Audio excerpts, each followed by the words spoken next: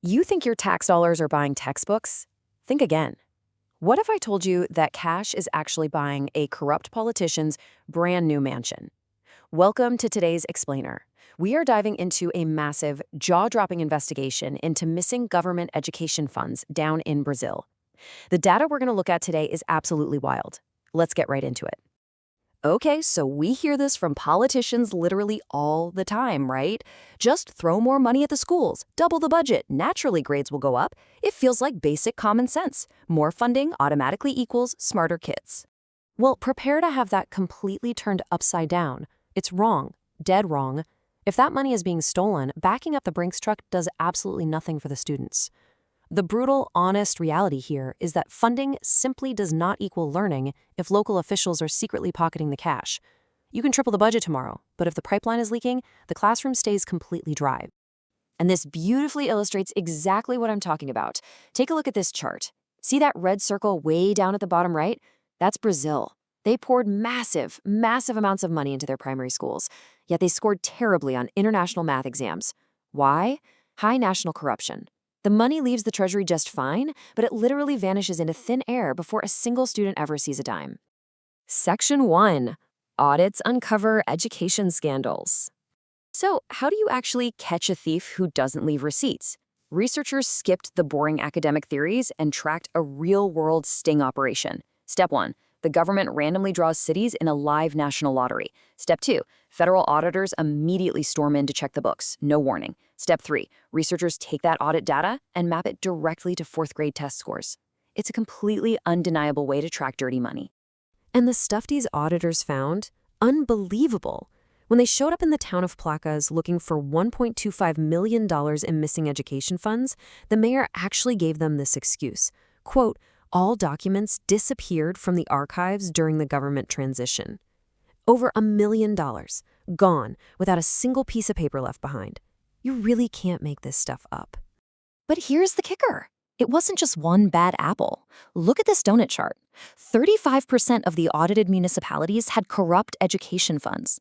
Over a third of local governments were actively siphoning away block grants meant specifically for primary school kids. This wasn't a glitch. It was a massive, systemic heist. Section 2. The stolen test scores. Now, how does this political greed actually rewire a child's brain? Notice the horrifying gap on this chart. The dashed line is a normal, clean city. Now look at the red line. That's a corrupt city. It is pushed way, way over to the left. This shows that corruption literally shifts the intelligence and performance of an entire city backwards. It's devastating. Let's put some hard numbers on that.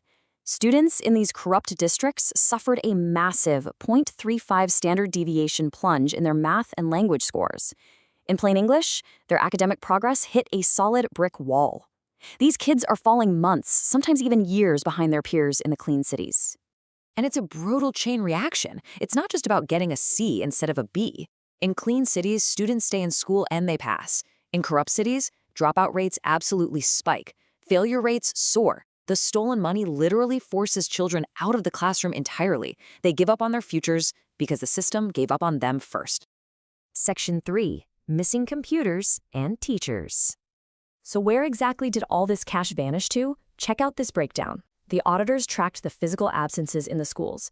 Money meant for teacher training? Poof, gone, resulting in 11.3% fewer trained teachers. Computer labs? The funds were diverted entirely. The labs just never existed. Even basic school sanitation was drastically reduced. I mean, imagine trying to learn fractions when your school doesn't even have working toilets. The reality on the ground is just gut-wrenching. Over 55% of schools reported a severe lack of basic teaching supplies. Principals were begging for pencils and paper, calling the lack of resources their absolute top crisis. And the teachers? Their salaries were delayed, outright stolen, or slashed in half. How on earth can you expect teachers to inspire the next generation when they can't even afford to feed their own families? Section 4. Stop blindly throwing money.